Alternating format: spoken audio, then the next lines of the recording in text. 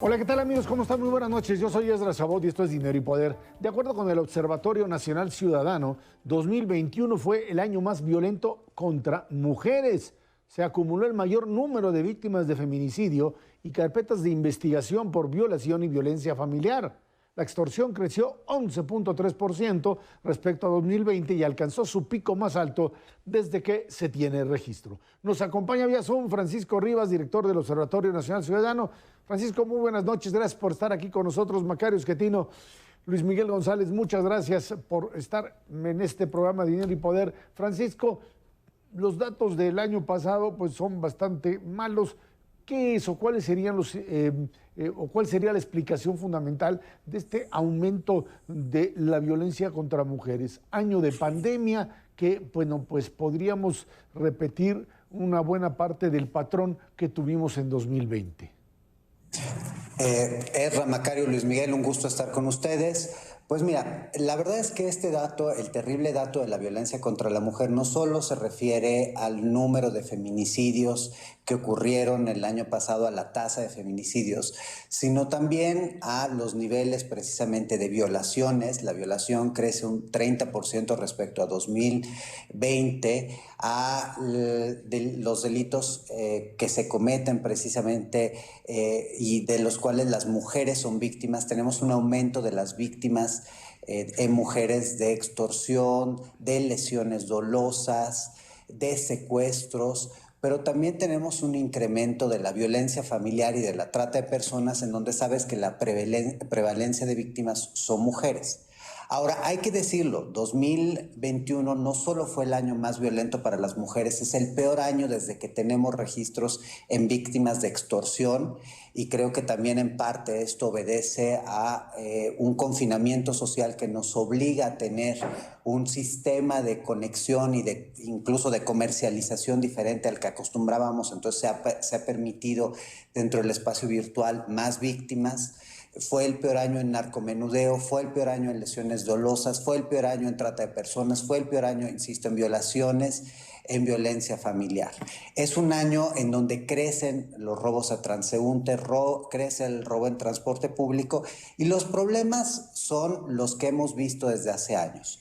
Por un lado, un recorte presupuestal que inició desde el inicio de la administración de Peña. Año con año hemos venido gastando menos y peor en materia de seguridad.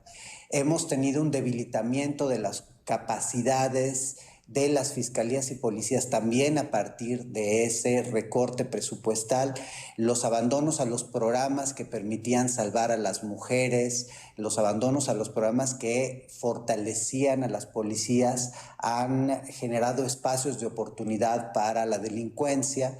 Tenemos una negativa de parte del conjunto de autoridades en reconocer que el problema es un problema que sigue avanzando, y además, pues efectivamente, el confinamiento social, la crisis económica, genera también presiones para las familias que evidentemente ejercen la violencia dentro del espacio público. Hay que recordar que las violaciones, la violencia familiar y el feminicidio lo cometen principalmente las parejas y luego personas cercanas como son los familiares, amigos o incluso colaboradores y colegas de trabajo.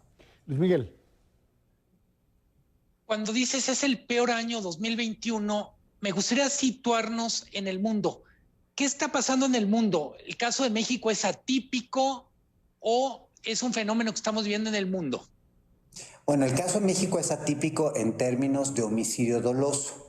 En 2020 tuvimos una reducción apenas del 0.4% de víctimas si comparado contra 2019, y este año tuvimos una disminución del 3.4% de víctimas de homicidio doloso. Es atípico porque, por ejemplo, si nos comparamos con países de la región y países que viven un problema de violencia como el de México, pues las disminuciones en violencia, en homicidios, superan el 10 o el 15% en Brasil y en Colombia. En México, insisto, pues la reducción es muy marginal. Los 3 años más violentos de la historia de nuestro país son precisamente 2019, 2020 y 2021. 2021 se posicionó como el cuarto peor año en materia de homicidio doloso, apenas por debajo de 2018 en pocas víctimas respecto a ese año. Pero en conjunto, si vemos esta administración, pues lo que vemos es un 70% más de homicidios comparados con Peña y más de un 100% de homicidios comparados con Calderón. Es atípico precisamente porque, insisto, sí, en la pandemia bajaron los robos y bajaron los robos en todo el mundo. En la pandemia bajaron los secuestros en los países que tenemos secuestro en todo el mundo. En la pandemia subieron las extorsiones porque, insisto, en la medida en la que la gente empezó a moverse más al sistema electrónico, se generaron espacios para fraudes y robo de identidad y otros delitos. Sí, la violencia de género es un problema que afectó a todo el mundo. Yo leía un artículo interesante, por ejemplo, el año pasado en Italia, en todo el país, en todo el año hubo 300 homicidios, bueno, 297, de los cuales casi 200 fueron feminicidios. Es decir, solo 97 fueron homicidios en donde donde la víctima no era víctima de género, lo que nos habla pues de una situación muy diferente como país, pero sí nos habla también de un problema de incremento de la violencia en contra de la mujer precisamente a partir de la pandemia, a partir de un confinamiento social. Pero el caso atípico de México es que lo que vemos en términos de crecimiento de la violencia y lo que vemos en términos de los espacios que está ocupando la delincuencia organizada en el territorio, el caso de Zacatecas, los homicidios violentos en Veracruz, sí es algo que no está sucediendo en el resto del mundo. Macario. Al respecto, parecería como si las cifras que tenemos, los indicadores que hay de violencia, se estuvieran moviendo, digamos, solitos, como por pura inercia, como si no hubiera una estrategia para enfrentarlos, como si no hubiese ningún plan. Estoy pensando, por ejemplo, en el tema de violencia de género, pues desde el gobierno no ha habido mucho apoyo a los temas de género de manera general, no ha habido, digamos, respaldo a problemas asociados a mujeres, incluso se han quitado estancias infantiles, etcétera. Entonces me da la impresión como que esto es la inercia, a lo mejor sube, a lo mejor baja, pero pues prácticamente sin tener a nadie enfrente. ¿Estoy viendo bien o me equivoco? Efectivamente, a ver, yo creo que me gustaría dividir en dos partes la respuesta. Primero es si hablamos de la estrategia en seguridad, es decir, una estrategia que debe incluir la recuperación del espacio público por parte del Estado, el ocupar los espacios incluso comerciales. Hoy la delincuencia organizada está presionando a los municipios del país, no solo con la violencia, sino precisamente gracias a la alta intervención que tuvo en las pasadas elecciones, pues está controlando nombramientos, está controlando las decisiones de la administración pública, pero también está controlando mercados. Por ejemplo, tenemos evidencia que se han dado privaciones ilegales de la libertad a comerciantes para obligarlos a no vender determinado producto o comprar solo determinado producto de un solo proveedor. Eso es un gravísimo problema porque no solo tiene una afectación en el desarrollo de una comunidad y no solo tiene graves daños económicos para las comunidades, sino que lo que nos indica es precisamente una alianza entre el sector privado, legal, ilícito, con todo el sistema ilícito que tenemos en el país. La verdad es que, insisto, los temas de delincuencia organizada hoy trascienden el trasiego de drogas. Tenemos problemas ligados al control de agua, ligados a la tala clandestina, la explotación minera, el tráfico de especies protegidas, trata y tráfico de personas, extorsión presencial, extorsión virtual, robo de identidad, secuestros, robo a transportistas, etcétera. Es decir, la delincuencia hoy está en su mejor momento y goza de la mejor salud porque no hay una buena estrategia. A mitad del sexenio no se han publicado los planes sectoriales de seguridad que deberían darnos luz cuando la secretaria, por ejemplo, de Seguridad y Protección Ciudadana insiste que la estrategia de abrazos y no balazos está funcionando. La verdad es que seguimos sin saber qué significa esa estrategia porque no están los planes que se desdoblan en actividades que puedan ser evaluados y puedan ser entendidos. Por el otro lado, insisto, los recortes presupuestales han generado un espacio de oportunidad también para que la impunidad crezca. El no tener estancias, el limitar a las fiscalías especializadas en el combate a los delitos y particularmente los de género, hace que exista pues una oportunidad para que crezca este tipo de violencia. Pero en el caso específico de género, ahí sí también tenemos que voltear a ver a los gobiernos locales y a su negligencia. Nosotros intentamos hablar con los 15 candidatos a las elecciones y encontramos casi prácticamente oídos sordos con todos. El tema de violencia de género se tiene que atender apoyándose en el sector privado, en el sector educativo, en el sector social. ¿Para qué? Para que se pueda prevenir la ocurrencia de una lesión dolosa o de una violación o de la privación de vida de una mujer. Porque si lo queremos solo atacar con las policías y las procuradurías, vamos a llegar tarde, vamos a llegar cuando ya el hecho delictivo ocurrió y no se puede echar para atrás. Pero también el hecho de que no haya recursos para que las policías combatan el delito y las fiscalías procuren justicia no ayuda a que podamos tener gobernanza en nuestro país. Ahora, Francisco, el tema el tema de seguridad se centró en lo que sería la construcción de una Policía Nacional y de regresarle al sector militar una buena parte de las atribuciones específicas para ello. Este es, digamos, el elemento a partir del cual se trata de contener otra vez la propia inseguridad.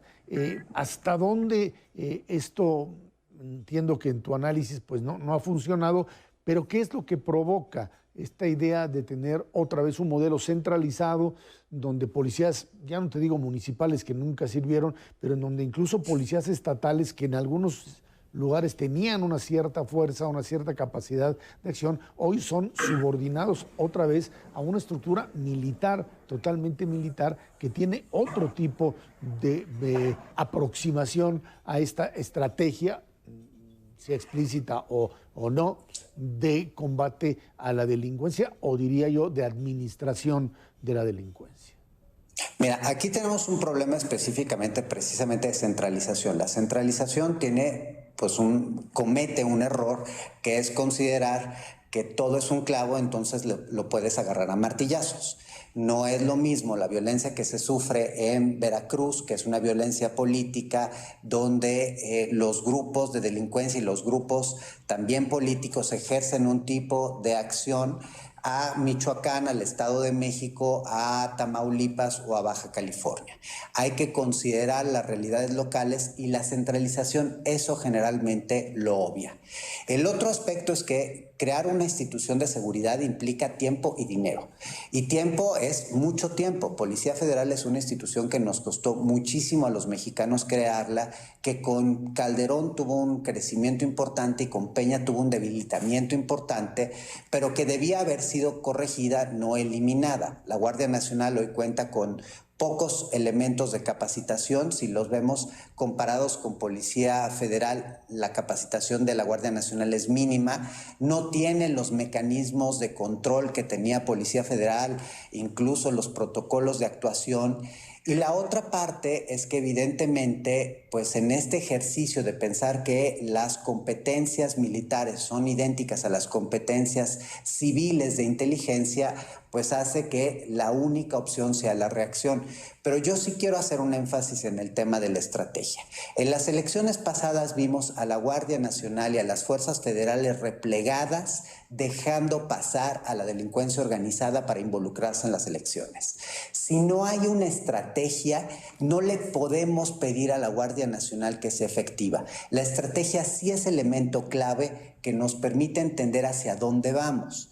Y el hecho de que hoy las policías cada vez estén peor, o sea, las policías locales cada vez estén peor, pues sí va a permitir el crecimiento de otro tipo de fenómenos que incluyen las pandillas, que incluyen las bandas, que incluyen la violencia social y que no se lo podemos endosar a la federación, pero que sí nace de un problema que genera la federación al recortar recursos sin un criterio específico.